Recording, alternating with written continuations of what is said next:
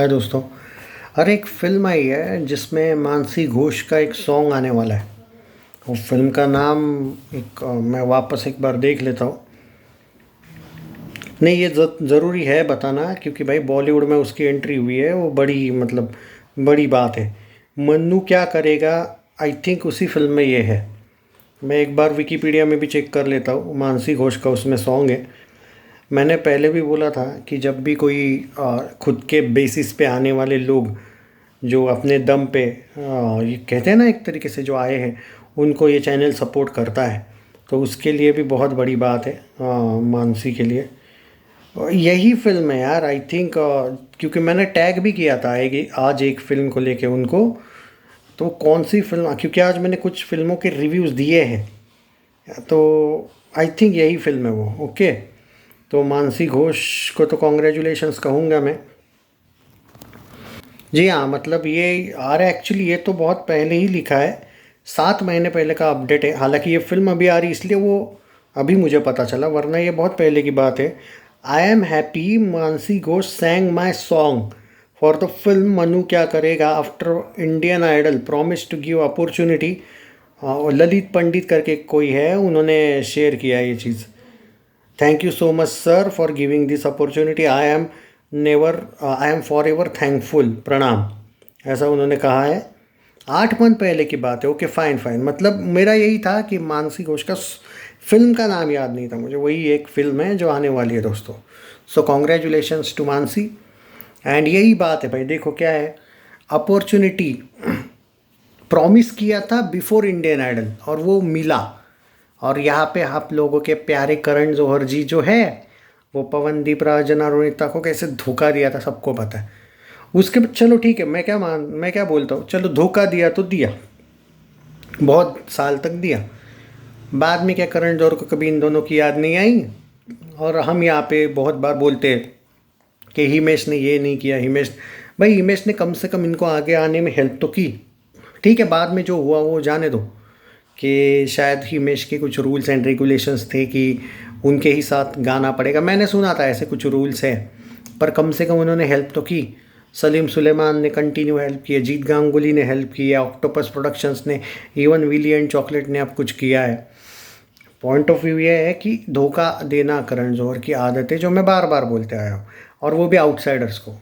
कभी भी अगर पवनदीप किसी हीरो का बेटा होता या कोई नेपोटिज्म वाला प्रोडक्ट होता, सिर्फ आरू भी अगर होती, तो भाई अभी तक करण जौहर उनको कम से कम 4-5 फिल्मों के सॉन्ग्स में ला चुका होता। ये है भाई रियलिटी बॉलीवुड की। तो नहीं, पॉइंट ऑफ व्यू यहाँ पे ये है कि धोखा तो इनके साथ बॉलीवुड ने किया है। अब बीच में आपको एक बात बता देता हूँ, एक 7-8 महीने पहले की बात है, मतलब ये एक्सीडेंट तो बाद में हुआ, उससे पहले की बात है। पवनदीप राजन को टी सीरीज़ के ऑफिस के आसपास देखा गया था, बाहर ही एक्चुअली, और वो गए थे शायद। ओके, और उसके बाद कुछ लोगों ने ट्रेंड करवाया था कि भाई Pawandeep Rajan with T series कोई सॉन्ग आएगा। मैंने आपको एक बात बोली थी कि टी सीरीज़ सोलो सॉन्ग देगा ही नहीं पवनदीप राजन को कभी भी।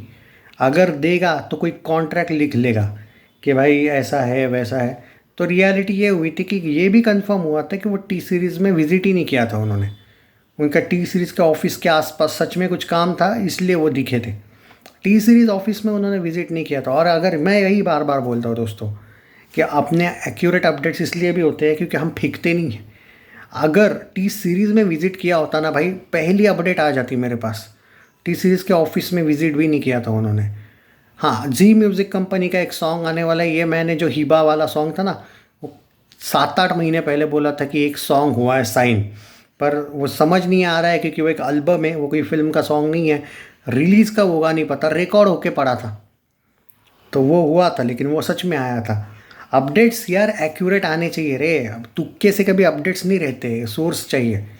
तो एनीवे तो ये बातें हैं भाई कि बॉलीवुड ट्रस्ट वर्दी नहीं है यार उतना। मतलब मैं तो दिल, देखो यार, पवनदीप हो या आरू हो, आप अब किसी के भी फ़ैन हो यार, आप तो भाई दो ग्रुप हो गए। पवनदीप के फ़ैन आरू को हेट करते, आरू के फ़ैन पवन को। आरूदीप के फैंस फिर भी अभी स्लाइटली कुछ लोग बैलेंस्ड है, कुछ लोग अब दोनों को भी उतना ज़्यादा नहीं करते सपोर्ट, कभी कभी कर लेते हैं लेकिन दोनों को ही सपोर्ट। और मैं तो भाई दोनों को करता हूँ सपोर्ट। अब ये दोनों नहीं है एक दूसरे के साथ तो आई कांट फोर्स देम ना कि भाई रहो क्योंकि तुम मुझे पसंद हो। हाँ, उन दोनों की सिंगिंग तो पसंद है कम से कम, तो मैं उनको करूँगा सपोर्ट।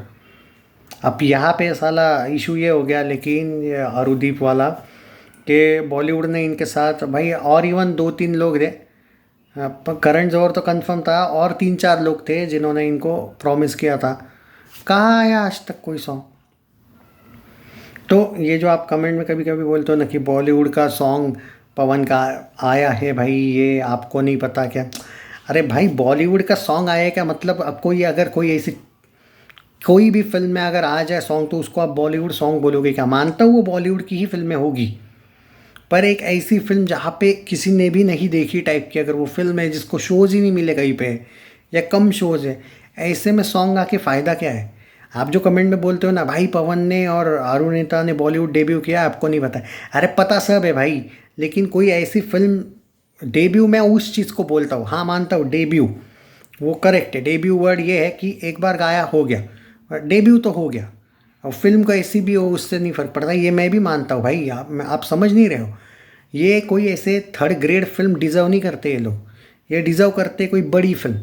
अब मानसी का भी ये जो सॉन्ग आ रहा है ना, ये भी कोई बहुत बड़ी फिल्म है नहीं इसमें दो तीन साइड कैरेक्टर से वो बड़े हैं, पर ये फिल्म नहीं लोगों के इसमें नहीं आने वाली है, और ना ही किसी को पता है। बस मानसी को लेके कुछ फ़ैन क्लब्स ने डाला है कि हाँ यार ये आया है, आने वाला है, तो वो अच्छी बात है, कॉन्ग्रेचुलेशंस टू हर। पर इससे आप वो नहीं कह सकते, ये वही वाला एंगल है जो अरु ने कुछ सॉन्ग्स गाए कुछ फिल्मों में, या फिर पवन ने, पर छोटी फिल्मों में।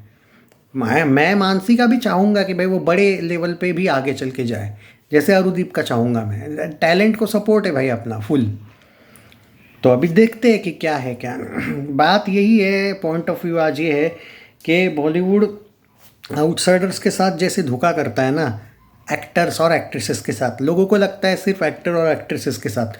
भाई मैं आपको बोलता हूँ, ये लोग कभी कभी जिनके पास पैसा है उनको प्रोड्यूसर बना के लाते हैं दिल्ली से यहाँ पे, उनकी फिल्मों कंपलसरी बोलते हैं कि भाई इसको लो उसको लो, अच्छा जाएगी, फिल्म डिज़ास्टर हो जाती है। उन लोगों को भाई अपने घर दुकान मकान सच में बेचने पड़ते हैं, और ये फैक्ट है बॉलीवुड की। इन लोगों ने आउटसाइडर्स वाले एक्टर्स को नहीं छोड़ा, वो तो छोड़ दो, वो तो सबको पता है आउटसाइडर्स एक्टर्स को ये लोग कभी नहीं देते मौके। वो अब एक दो कार्तिक आर्यन टाइप के आ जाते हैं भाई जो चल जाते हैं, बट वरना ये आउटसाइडर्स की पूरे वाट लगाते हैं बॉलीवुड वाले। तो ये एक एंगल है भाई बॉलीवुड का।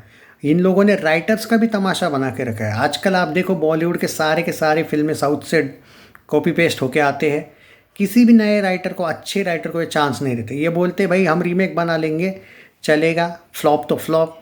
बॉलीवुड बर्बाद होने को तैयार है लेकिन टैलेंट को मौका नहीं देता, और यहाँ पे सिंगर्स को तक नहीं छोड़ा इन लोगों ने। और आप हम यहाँ पे अरुदीप की बात करते हैं, अरुदीप छोड़ो, मुंबई में 3 से 4 बड़े सिंगर्स हैं अच्छे खासे लेवल पे, जिनसे पहचान है मेरी।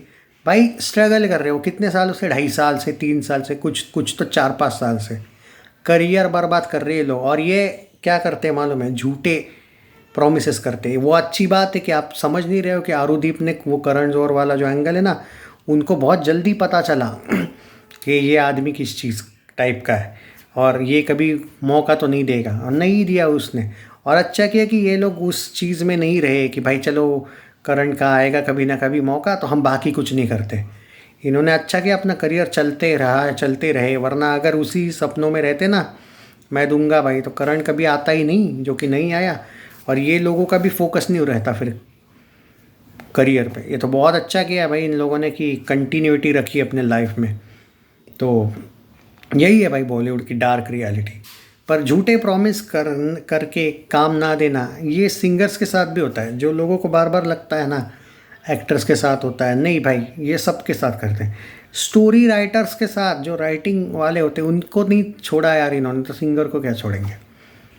रियलिटी तो ये है कि इन लोग, अरिजीत को भी बहुत इन लोगों ने तंग किया था पहले, वो तो भाई अरिजीत बाद में कंटिन्यूटी रही उसकी। पर आज देखो अरिजीत को वापस ये लोग आउट ही कर रहे हैं। वो एक कहते हैं ना, एक 8-9 साल का ज़बरदस्त अरिजीत इन लोगों ने लाया। लेकिन अब आप ध्यान से देखो, अरिजीत इतने भी कहाँ सॉन्ग्स गाते हैं जितने पहले गाते थे। पहले हर फिल्म में अरिजीत अरिजीत अरिजीत। ये है भाई इनका गेम। तो पवनदीप का भी करियर जब बॉलीवुड में होगा ना, आप ये मत समझो वो 21 साल का होगा, 5-6 साल बस उसको कॉन्सर्ट्स करते रहने पड़ेंगे। तो वो तो करेगा नो डाउट, उसको यूट्यूब चैनल चलाते रहना पड़ेगा। 4-5 साल भी मिले, पर हाँ एक बात है, उन 4-5 साल में ये बहुत कुछ कर पाएगा। उसके बाद भी वो कॉन्सर्ट्स वगैरह करता रहेगा तो अच्छी बात है। अरिजीत आजकल कॉन्सर्ट करते हैं, कभी कभी अरिजीत को सॉन्ग आता है वो गा लेते हैं। तो पवन को भी वैसा ही है, अरू का भी वैसा ही होगा। So all the best to them. And या मुझे बताना था कि बॉलीवुड विद जो सिंगर्स के साथ ये लोग कैसे बिहेव करते हैं। Take care.